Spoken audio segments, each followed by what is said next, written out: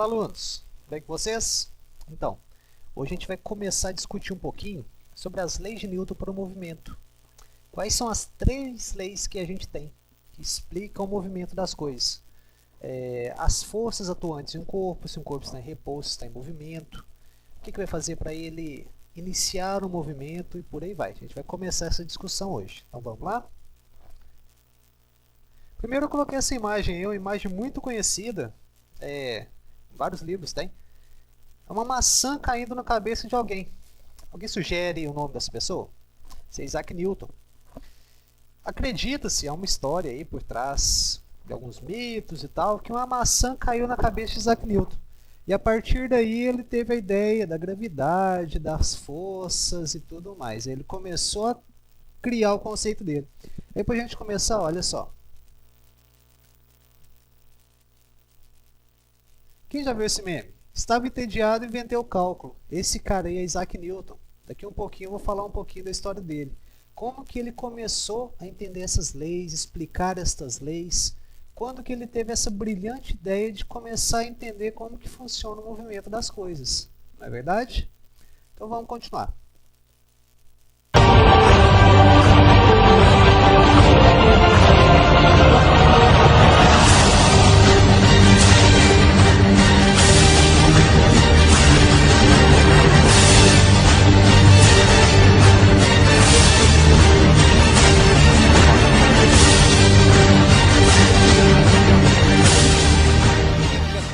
E quem consegue explicar essa mágica, essa magia aí?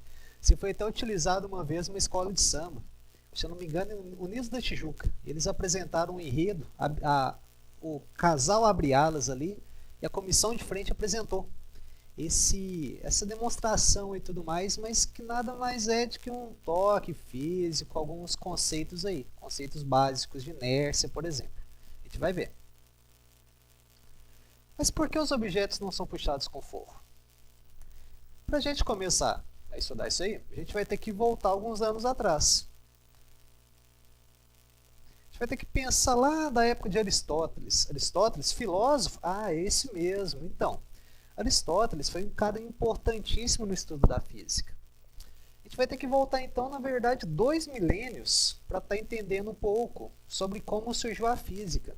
As primeiras ideias do estudo das coisas, de como funcionam, como são explicados raios, trovões, como as estrelas se alinham, a ideia da Terra circular, esférica, da Terra plana, geocentrismo, teocentrismo, heliocentrismo, tudo isso surgiu na época desse cara aí. Uma representação de uma estátua, né? Porque na época não tinha outras formas de registro, mas então é Aristóteles, um famoso filósofo grego. Daí, Aristóteles acreditava que para um corpo estivesse em movimento, seria necessário uma força o empurrando. E a partir daí propôs que a força e a velocidade que um corpo adquiria seriam proporcionais. Isso aí vigorou por muitos e muitos anos, mais ou menos 1800 anos. Até que apareceu, gente, um tal de Galileu. Galileu, ele viveu de 1554 a 1642. Um cara bem polêmico para a época, que bateu de frente até com a igreja. E a partir de seus estudos sobre o universo foi quase morto. Ele teve que negar. Ele teve a brilhante ideia do heliocentrismo, que os planetas orbitariam em torno do Sol. Só que a Igreja Católica tinha muito a ideia de, se a gente está aqui na Terra, então a gente tem que ser o centro. Então ele se opôs totalmente à Igreja, falou assim, não, na verdade, tal, o Sol que está no centro não é mais a Terra e tudo mais. Só que aí eles falaram assim, a gente vai ter que dar um jeito nesse cara então. Aí conta-se a história que quando ele foi pronunciar pela última vez, aí ele falou assim, não, na verdade é a Terra que é o centro do universo e tal, mas no finalzinho lá ele até fala assim, mas que se move, se move. Aí deu aquela contradição aí, um boato e tudo mais, mas isso aí a gente deixa para depois. Mas sobre isso discutamos depois. Galileu propôs que um corpo poderia estar em movimento, mesmo que uma força não estivesse atuando sobre ele. A partir de seus experimentos, percebeu que se uma bola fosse abandonada de uma certa altura, desprezando o atrito, atingiria o outro lado. Então aqui eu tenho o quê? Uma bola em uma certa posição, posição inicial, ela vai descer essa rampa toda aqui, vai começar a subir e vai chegar na posição final. Isso desprezando seu atrito. Ele começou então a entender, mas eu não tenho força atuando. Teoricamente, se eu abandono ela, eu não estou empurrando, mas o que será que está atuando sobre ela? Tem alguma força aí, não tem? Senão ela não sairia do lugar. Então, se ela tivesse uma posição e a rampa do outro lado tivesse um comprimento maior, ela também chegaria na mesma altura. Então ele chegou à conclusão que caso não houvesse inclinação, desprezando o atrito, o corpo continuaria se movendo. Então, ela seria abandonada de uma certa altura, desceria toda a rampa e continuaria se movendo indefinidamente, ou seja, até Deus saiba onde que ela vai. Então, aonde que é a posição final? Não sei. Ela vai continuar se movendo com uma velocidade constante, né? Até que um período em que a peste bubônica dizimou grande parte da população europeia, qualquer semelhança é mera coincidência, mas vamos lá, né? Obrigando todos a ficar em casa. O inglês Isaac Newton conseguiu sistematizar a proposição de Galileu, elaborando sua primeira lei. Na ausência de forças, ou se a resultante delas for zero, um corpo em repouso continua em repouso, e um corpo em movimento tende por inércia a seguir em linha reta com velocidade constante. Ou seja, se eu tenho um corpo que está abandonado, que está em repouso, ele vai tender a ficar em repouso. Ou se ele tiver com uma velocidade constante, ele vai se manter com essa velocidade constante, a não ser que alguma força atue sobre ele e tire ele desse estado inicialmente que ele se encontra.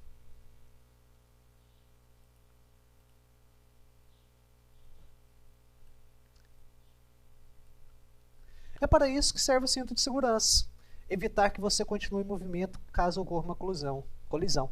Ninguém quer que ocorra uma colisão, né? Mas, na verdade, o cinto tem essa função primordial de evitar que você seja arremessado para frente caso ocorra uma colisão.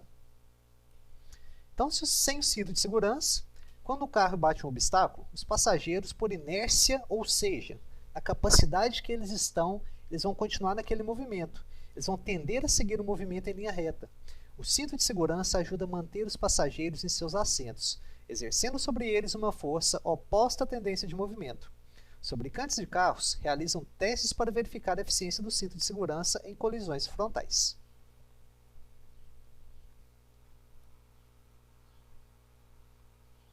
Aí, temos dois QR Codes aqui que mostram situações em que a primeira lei de Newton está extremamente presente. Bom, vamos lá então?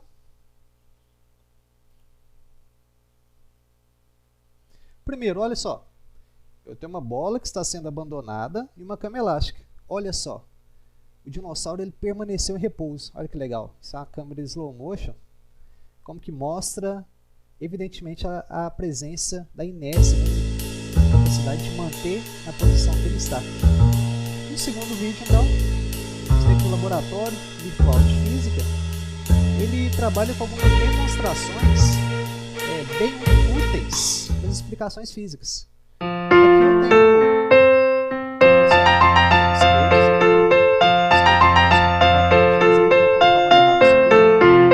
olha só, se eu empurrar,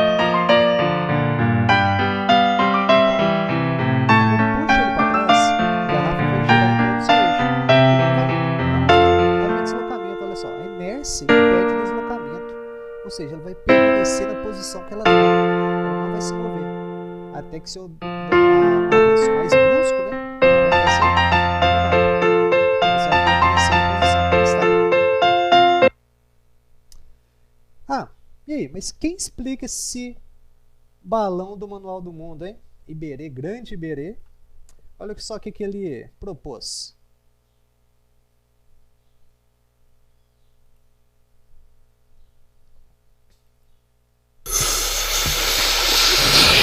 Hoje eu vou mostrar pra vocês um efeito muito esquisito que acontece com uma bexiga de gás hélio. O gás hélio parece que ele quer enfrentar a inércia. O gás hélio, ele não respeita muito bem as leis da física. Então é o seguinte, aqui atrás a gente tem um pêndulo. Ele tá se mexendo bem agora, mas eu vou fazer ele parar. E eu vou andar um pouco com o carro e você vai ver o que vai acontecer na hora em que eu frear o carro. Olha só, vamos tentar estabilizar esse negócio e eu vou frear. Vou frear devagar. 1, 2, 3 e... Viu o que aconteceu, né? Ele veio aqui pra frente, super forte. Na hora que eu freiei o carro, ele foi pra frente. Isso é meio óbvio, você já achava que isso ia acontecer, né? Isso acontece por causa da primeira lei de Newton, ou o princípio da inércia. O que é isso? Agora passando um balão de gás hélio. Mesma situação, meio esquisita, mas agora a gente tem uma bexiga de gás hélio ali atrás. Vou fazer exatamente a mesma coisa, ela tá mais ou menos estabilizada e eu vou dar uma freada brusca aqui. 1, 2, 3 e...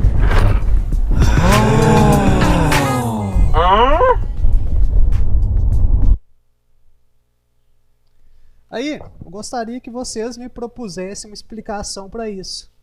Vai ser a primeira atividade que a gente vai fazer hoje. Eles tentarem explicar por que acontece isso.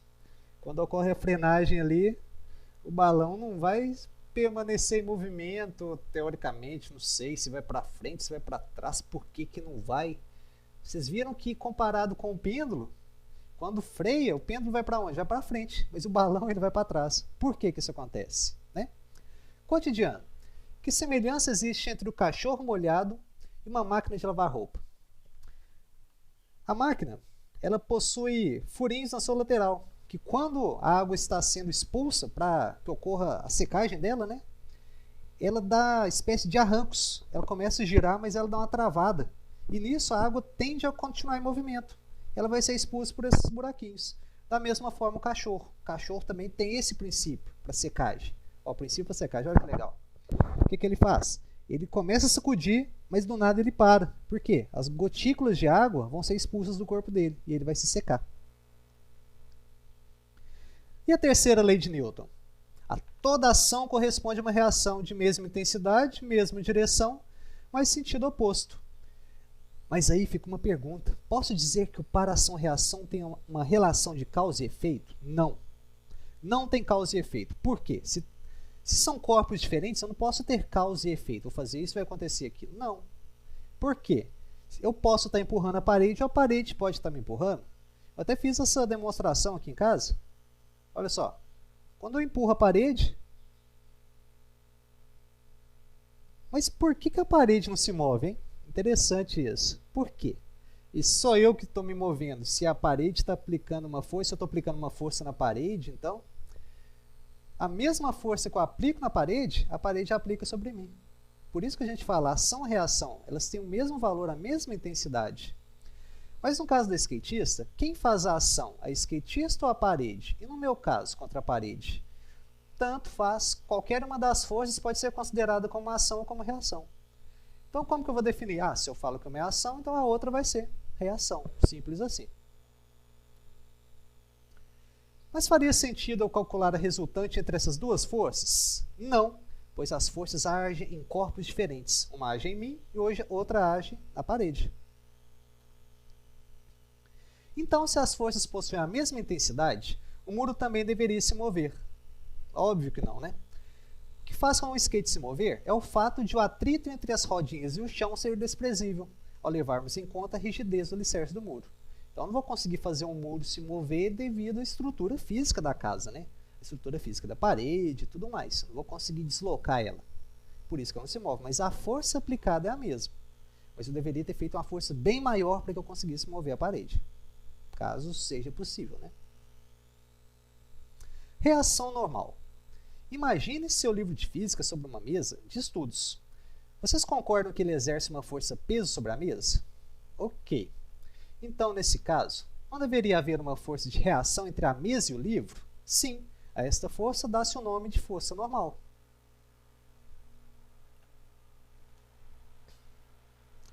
Anotem essa informação, em um lugar que jamais se esqueçam. A força normal é sempre perpendicular à superfície no qual o objeto está apoiado, ou seja, forma sempre 90 graus entre a superfície e a força. Olha só, então aqui, ó.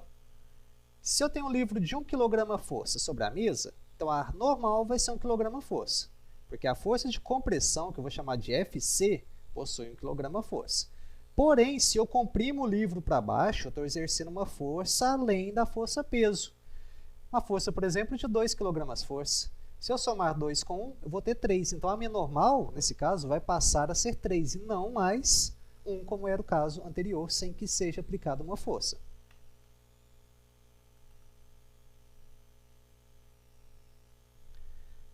Reação normal, outras aplicações.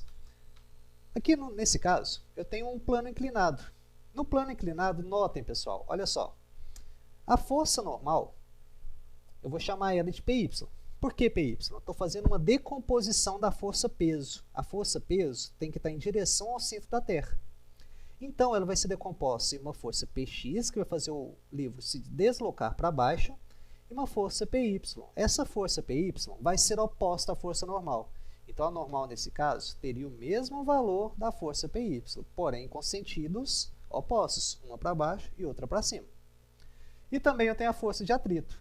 Para o livro se manter em repouso, a força de atrito tem que ser igual à força Px. No mesmo caso aqui, quando eu tenho a força normal, ela está na rodinha do carrinho aqui, está oposta à força Py, que no caso é a força de compressão da rodinha sobre o chão. E também a decomposição Px, Py da força peso.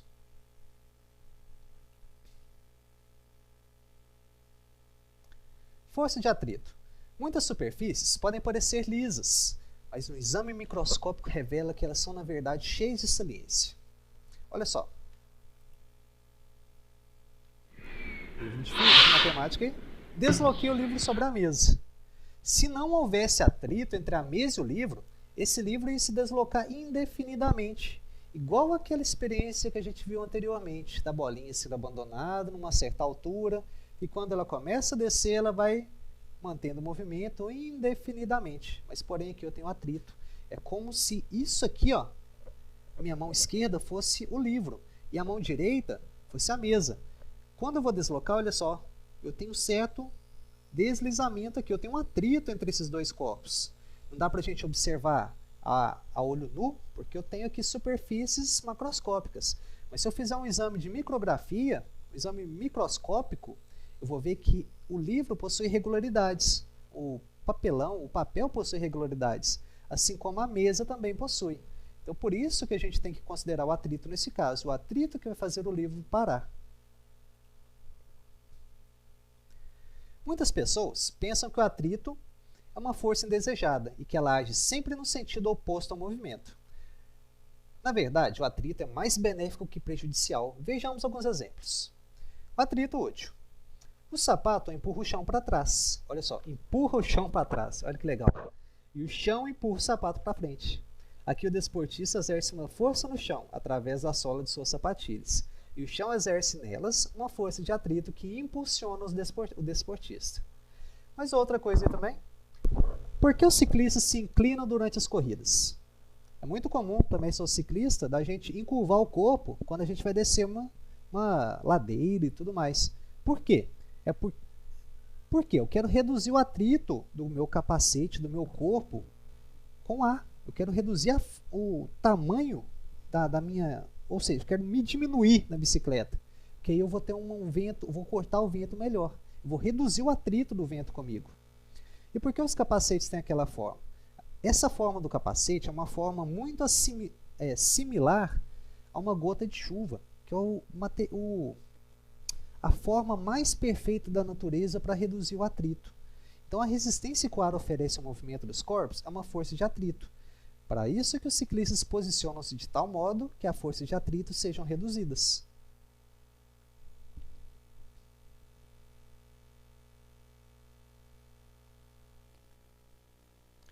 A força de atrito, um outro exemplo. Outro exemplo de força de atrito, no sentido do movimento, acontece na roda de tração de um carro. A figura a seguir mostra as forças de atrito que atuam nas rodas de um Jeep, com a tração na frente. Nesse caso, o piso empurra as rodas dianteiras para frente. As rodas traseiras são sem tração, de modo que a força de atrito nelas tem sentido oposto ao movimento. Olha só que legal. Eu tenho aqui a tração só na roda da frente. A roda de trás, ela está apenas acompanhando. Então, a roda traseira, como não tem tração, A força de atrito nelas tem sentido oposto ao movimento. Se o carro está indo para frente, a roda de trás vai ir para trás.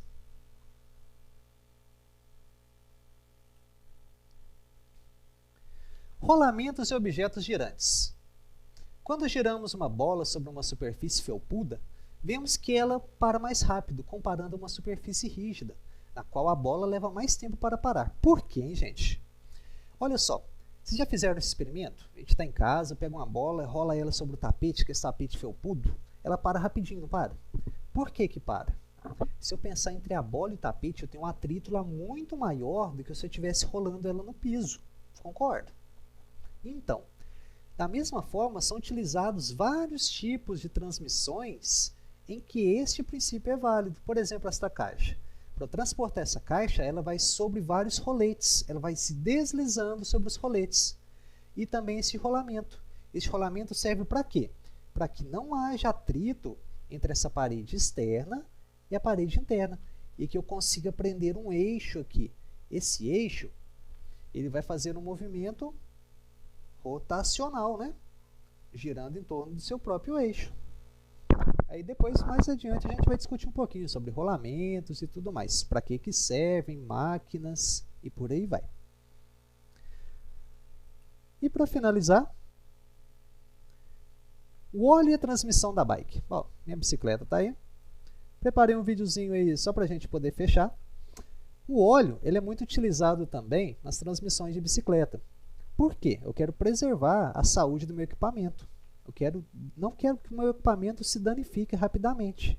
Para quê? Como que eu faço então? Eu vou estar aplicando óleo nela, que eu vou aumentar a vida útil dele. Ou por quê? Eu vou reduzir o atrito entre eles, entre as partes girantes, as partes metálicas. Olha só. Tem alguns casos que eu tenho objetos girantes, por exemplo, a corrente da bicicleta, girante no cassete e girante na coroa. Para reduzir o atrito, o que eu faço? Eu coloco um óleo lubrificante, ou uma cera também, que é muito utilizada. Notem, por exemplo, se eu girar aqui, tá bem seco, olha o barulho que vai fazendo. Porém, se eu passar um óleo lubrificante, vocês vão ver que vai melhorar bastante.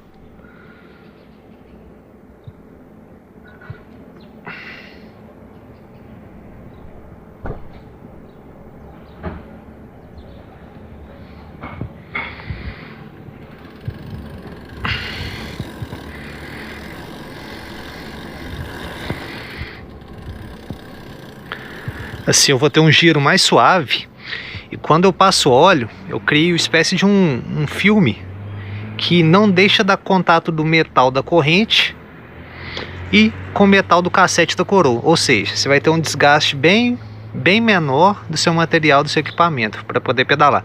É uma das aplicações do atrito. Nesse caso eu quero reduzir o atrito, porque o atrito é prejudicial para mim, beleza? Então valeu!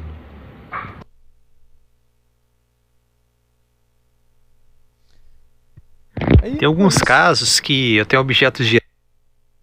Com isso, então, a gente finaliza a nossa videoaula sobre as leis de Newton. Espero que tenham compreendido a primeira e a terceira leis. A segunda lei a gente vai sistematizar ela um pouquinho no próximo vídeo, na próxima semana. Para fechar esse conteúdo, gostaria que vocês fizessem para mim os exercícios de aprendizagem, as questões 5 a 8 da página 152 e as questões 9 a 12 da página 157. São questões simples, bem conceituais, sobre tudo aquilo que a gente discutiu, o que é inércia, se precisa ter uma força atuante para que um objeto possa se mover e tudo mais. Como que eu posso reduzir o atrito e por aí vai. Espero que tenham gostado, que tenham aprendido bastante. Dúvidas, comentem aí, que depois nos próximos vídeos a gente sana essas dúvidas aí. Então, um abraço, bons estudos e até o próximo vídeo. Tchau, tchau!